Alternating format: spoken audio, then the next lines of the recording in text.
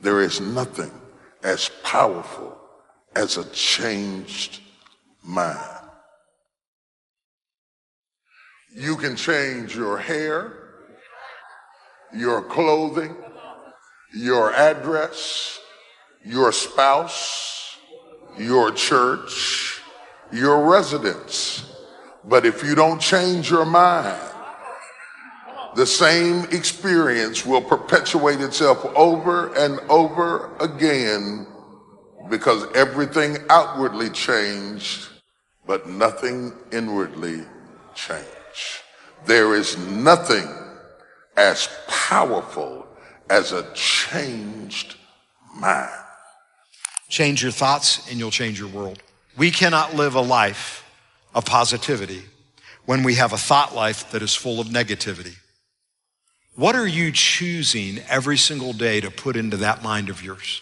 I've seen people who had the education to go up, they had the gifting to go up, they had the talent to go up, didn't have the right attitude. And eventually, if that attitude, if that heart, if that invisible part isn't right, you can have all the talent in the world, but you will always end up getting spoiled by your own attitude. Yes, you'll get the opportunity. Yes, you'll get the job. Yes, you'll get the deal, but you won't be able to keep it because your attitude will corrupt every opportunity that life offers you. I never saw it coming.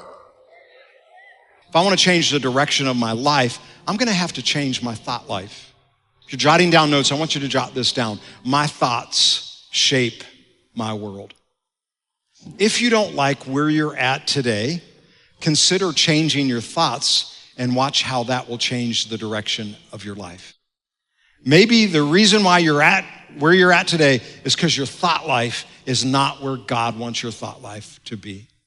The battleground between God and the enemy, between right and wrong, between success and struggle, between destiny or that which is derogatory, is fighting for your mind.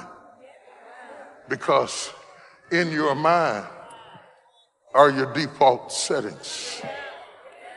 As a man thinketh in his heart, so is he. If you don't change it in your head, you can't change it in your life. I don't care whether it's losing weight. I don't care whether it's going after a job. I don't care whether it's being faithful and committed. I don't care whether it's being honest and true. It has to change up here or it won't change anywhere else.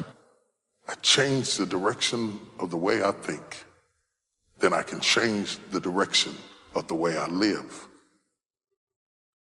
But Romans chapter 8, verse 6, this is New King James, it says this: for to be carnally minded is death. Carnally is a word that we don't use a lot now, but it means flesh-ruled. To be flesh-ruled, in the Greek it says it this way: to be flesh-ruled produces death. He's talking about your mind and your thoughts. If you think thoughts of death, you produce death in your life. Not death physically, per se, but if all you do is ever think about how bad your marriage is and how you hate the person you're married to, that kind of stuff, you're going to produce death in your marriage. If all you're ever doing is thinking about how you hate your job, you'll produce death at your job. You might get fired and you don't even know why. What we put into our mind is vital. Paul says, to be carnally minded is death, produces death, but to be spiritually minded produces life and peace. I believe God wants you to have life and peace. I believe God wants you to have peace in your mind. And the only way that happens is I'm going to grab onto what God says and put his thoughts in there. Because you know, in Luke chapter 6, Jesus tells us that our thoughts that we speak come out of our heart, and whatever your heart is full of, that's what's going to come out. Watch what he says. A good man or woman brings good things out of the good stored up in his heart. An evil man brings evil things out of the evil stored up in his heart. Watch this. For the mouth speaks what the heart is full of. I want to say that again. For the mouth speaks what the heart is full of. Our attitude is an outward display of what's taking place in our heart. Let me say that again. Our attitude is an outward display of what's taking place in our heart. And that's why we need to guard our heart.